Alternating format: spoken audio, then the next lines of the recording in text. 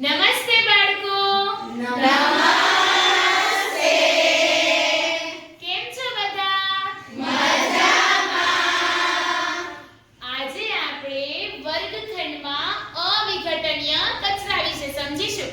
તો તમારામાંથી કોઈને ખબર છે કે અવિઘટનીય કચરો કોને કહેવાય? બોલો નૈકજા. જે વર્ષો સુધી નાશ ન પામે તે અવિઘટનીય કચરો કહેવાય. સરસ.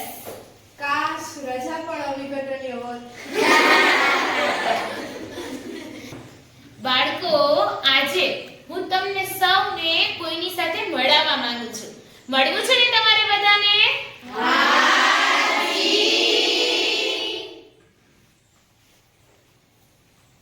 આવી જાઓ.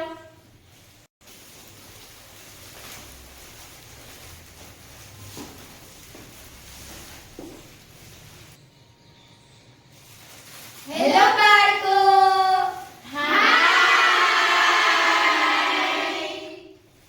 અમે છીએ અવિઘટનીય કચરો.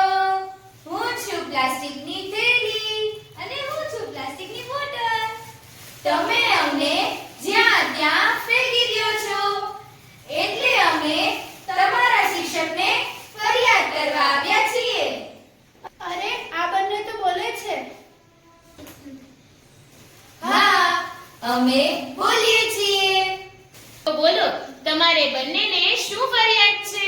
તમે મને જ્યાં ત્યાં ફેંકી દો છો અને જો મને સળગાવો તો હું ઝેરી ધુમાડો ફેલાવું છું, જેથી પર્યાવરણ પ્રદૂષિત થઈ જાય છે.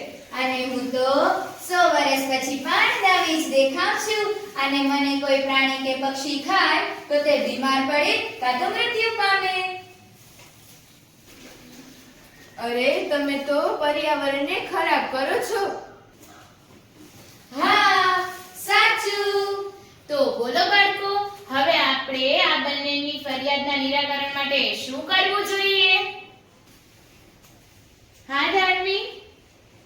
આપણે પ્લાસ્ટિકનો ઉપયોગ ઓછો કરવો જોઈએ. સરસ. બોલો વિશ્વા? આપણે કાગળ અને કાપડની થેલીનો ઉપયોગ કરવો જોઈએ. Very good. બોલો નિરાલી? આપણે પ્લાસ્ટિક પ્રદૂષણ અંગે આજુબાજુમાં રહેનારા લોકોમાં જાગૃતતા ફેલાવવી જોઈએ. ગુડ. બોલો નિશા? પ્લાસ્ટિકથી થતા નુકસાન વિશે લોકોને સમજાવવું જોઈએ. સરસ. બોલો કૌશા? આપણે સૂકો કચરો અને ભીનો કચરો અલગ અલગ ડસ્ટબિનમાં નાખવો જોઈએ. Very good. બોલો રીક્ષા? પીએમ હીરો બનવા માટે રિસાયકલ કરવું. Very good. બોલો બંશ્રી? આપણે પ્લાસ્ટિક સળગાવવાનું ટાળવું જોઈએ. સરસ. બોલો જી? રસ્તા, નદી અને દરિયા કિનારે પડેલું પ્લાસ્ટિકને સાફ કરવું જોઈએ. સરસ. બોલો રિદ્ધિ? ઘરમાં પ્લાસ્ટિકના બદલે સ્ટીલ અને કાચના વાસણો વાપરવા જોઈએ. Very good. બોલો સંજના? આપણે સરકારના પ્લાસ્ટિક વિરોધી નિયમોનું પાલન કરવું જોઈએ. અરે વાહ, ખૂબ સરસ. બોલો જાગૃતિ? આપણે સફાઈ અભિયાનમાં ભાગ લેવો જોઈએ. સરસ વિચાર છે.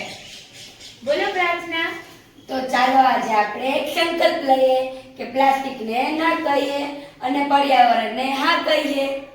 હા.